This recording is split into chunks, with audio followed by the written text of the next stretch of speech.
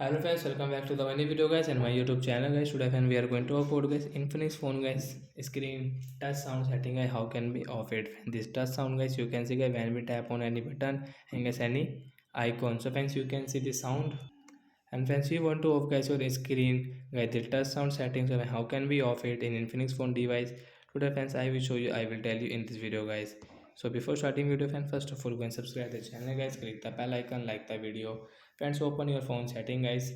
After on phone setting guys, click on guys Infinix phone sound and vibration. Where is sound and vibration guys? Here guys, sound and vibration, tap here. Again scroll. Friends you can see guys this touch sound guys we will off from here.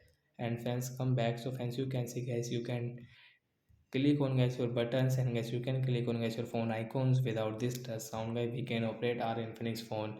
So I hope friends you have understood how to turn off screen touch sound setting in Infinix phone device. So bye bye friends, thanks for watching.